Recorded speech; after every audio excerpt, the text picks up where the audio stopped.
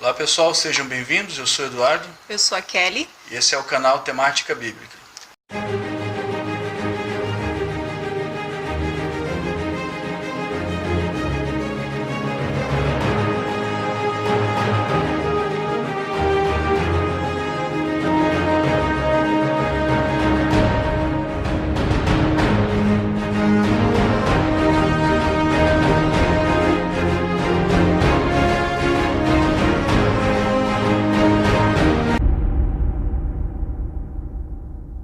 Muito bem pessoal, sejam bem-vindos. Hoje nós vamos estar dando continuidade na série de vídeos que nós estamos fazendo, onde nós estamos abordando aí o plano da redenção através da cronologia bíblica, né? Então nós já percorremos todo o livro de Gênesis e no último vídeo então nós começamos o livro de Êxodo, onde nós falamos do nascimento de Moisés, né? Falamos da parte então do nascimento de Moisés, como Moisés ele veio a ser adotado pela filha de Faraó e que ele estava crescendo ali no Egito, né, e que ele estava na linha de sucessão para então, na oportunidade, ele acabar se tornando rei.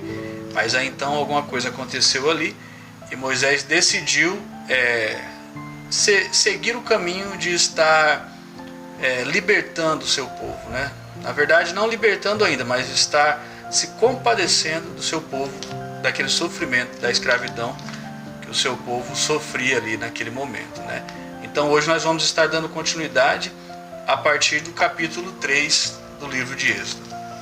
Exatamente. No capítulo 3, Deus fala com Moisés numa sarça ardente, né? Apacentava Moisés o rebanho de Jetro, seu sogro. E a Bíblia fala que ele foi para um lado ocidental daquele lugar e ele foi parar ali no Monte Horebe, que a Bíblia fala, né? Porém, esse Monte Horebe é o mesmo que o Monte Sinai, né? Então, um anjo ele apareceu para Moisés numa chama de fogo. E Moisés viu que aquela chama ela não se consumia. E a Bíblia fala que ele disse que ele iria lá e veria essa grande maravilha, né? Porque a sarça ela não apagava, ela não se consumia. E foi aí que Deus ele se apresentou a Moisés e disse para ele não chegar muito perto, porque o lugar que ele estava era um lugar santo, que era para ele tirar a sandália dos pés, né? Que aquele lugar era um lugar santo. Então, ali Deus faz o chamamento, né, para Moisés, apresentando a ele primeiramente que ele era o Deus de Abraão, né, o Deus dos seus pais, Deus de Abraão, Isaac e Jacó. Então, foi ali que Deus faz o chamamento para ele, né? Dizendo que ele tinha ouvido o clamor do povo, né? Que o sofrimento que eles estavam vivendo, né? Nas mãos de Faraó. Então, a Bíblia fala que Deus desceu para livrar eles, né? E Deus diz para ele que ele enviaria Moisés para livrar o povo. Então, Moisés aceitou esse desafio de estar tirando esse povo, né, das mãos de Faraó. E várias vezes Moisés ele ia até Faraó, né, para falar com Faraó,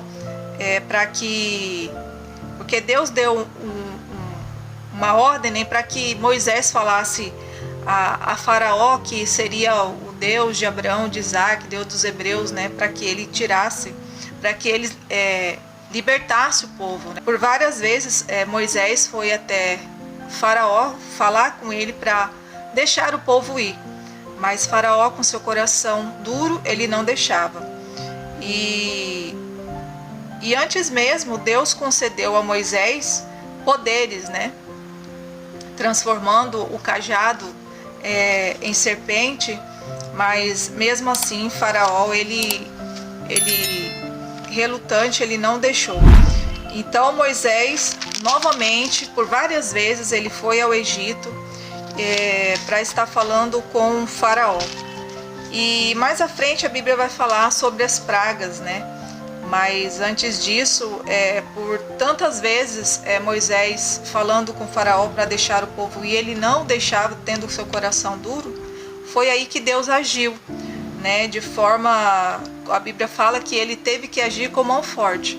Então, através das pragas ali lançadas ao Egito, para ver se Faraó ele amolecia o coração para deixar o povo ir.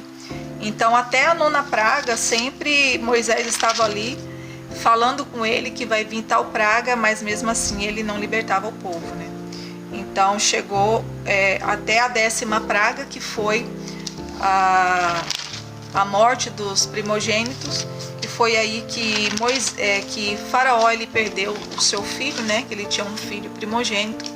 Então ali ele perdeu aquele filho, e a Bíblia fala que na mesma noite Faraó ele chamou Moisés e disse para que o povo, que era para deixar o povo dele, que era para ele seguir juntamente com o seu povo e com todo o rebanho, né, fora do Egito. E ali Moisés ele anunciou o povo, e foi aí que, a partir dessa 10ª praga, que Faraó, né, liberou o povo de Deus, e eles foram libertos, e Moisés conduziu esse povo.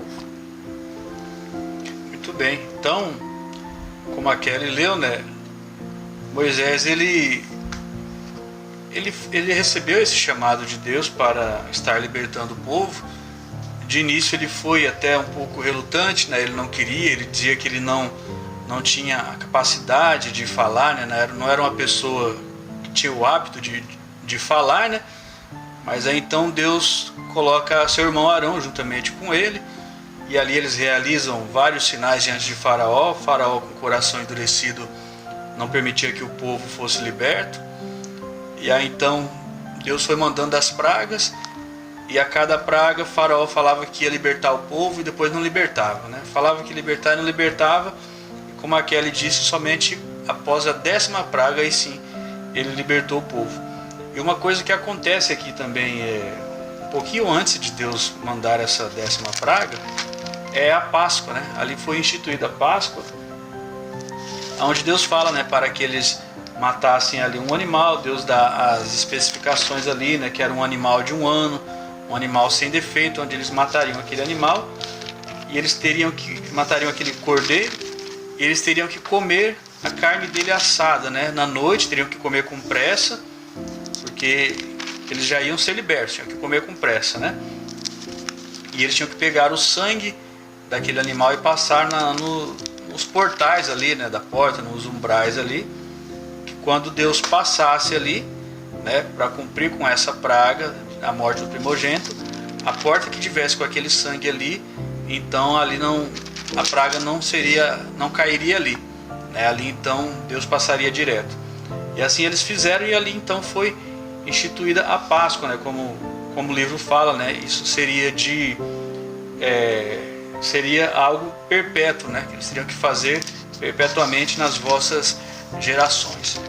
E ali a Páscoa, né? O simbolismo da Páscoa, assim como todos os rituais que nós vamos ver um pouco mais à frente aqui a partir do Êxodo, né? Levíticos, eram todos rituais cerimoniais que eles apontavam para o Cordeiro de Deus que viria, né? Que era Jesus Cristo. Então, desde ali, a morte daquele cordeiro, aquele sangue derramado, passado nas portas, já simbolizava o Cordeiro de Deus que viria, que é Cristo, que morreria também, né, para salvar a humanidade, que através do derramamento do seu sangue que os pecados seriam expiados, né? Então, ali, um pouquinho antes da 10ª praga, foi instituída a Páscoa, né? E aí então veio a 10ª praga, e aí Faraó liberta o povo. Só que não foi tão simples assim, né? Ele libertou o povo, mas depois eles ainda perseguiram, né? O Faraó com seu exército ainda foi atrás do povo ali, perseguiu para tentar matar. É quando acontece a travessia, né, ali pelo mar, bem conhecida, a travessia do Mar Vermelho, né? E aí, isso no capítulo 14. E aí então a gente seguindo aí, né, vai ter a passagem aqui no capítulo 16, quando Deus manda o maná. O maná era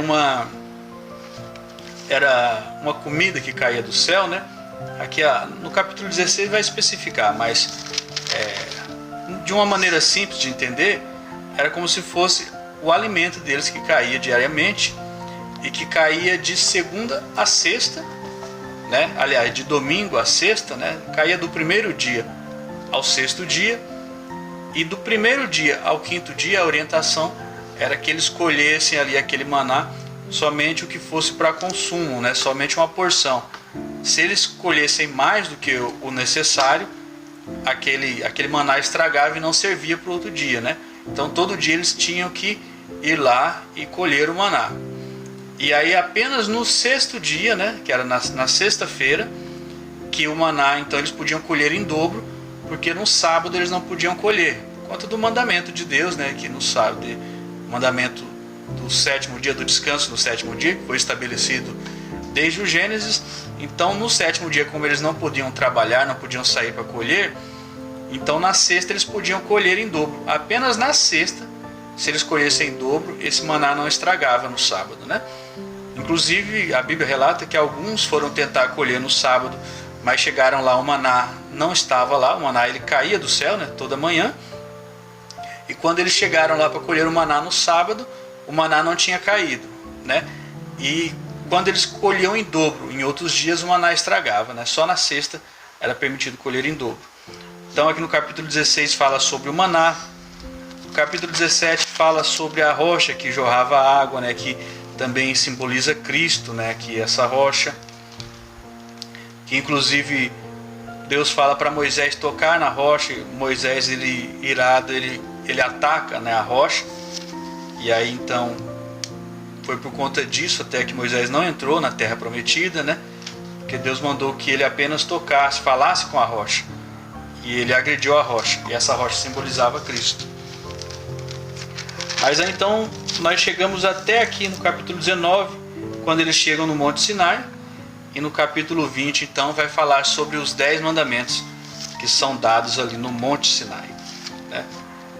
A partir daqui nós vamos estar abordando no próximo vídeo. Então, só fazendo uma breve recapitulação do vídeo de hoje, né? Nós falamos aí desde o encontro de Moisés com Deus ali na sarça ardente. Moisés, ele é chamado por Deus para libertar o povo, e Moisés, ele fica um pouco relutante, mas depois ele acaba aceitando. E aí Moisés e seu irmão Arão, eles operam sinais ali diante de Faraó. Após as 10 pragas, eles conseguem sair com o povo liberto dali e chegam até no Monte Sinai, onde aqui no capítulo 20 serão dadas as tábuas dos 10 mandamentos, que no próximo vídeo nós estaremos abordando, né? Então, esperamos que você tenha compreendido o vídeo, né? Compreendido a moral da história aqui, que nós estamos tentando mostrar aqui através desses vídeos, o plano da redenção, que é um plano que já tinha sido elaborado desde antes da queda do homem, né? Assim que Adão e Eva caíram no pecado, esse plano já começou a ser colocado em prática lá em Gênesis 3,15, quando Deus ali fala que o filho da mulher esmagaria, né, o descendente, a cabeça da serpente. Então Deus está profetizando ali a vinda de Cristo já. A vinda de Cristo é o cumprimento desse plano, esse plano da redenção, o qual nós estamos mostrando, né, que ele percorre toda essa trajetória, essa cronologia bíblica, né? E Moisés, então, ele está no meio dessa cronologia, que através dele também esse plano se cumpre.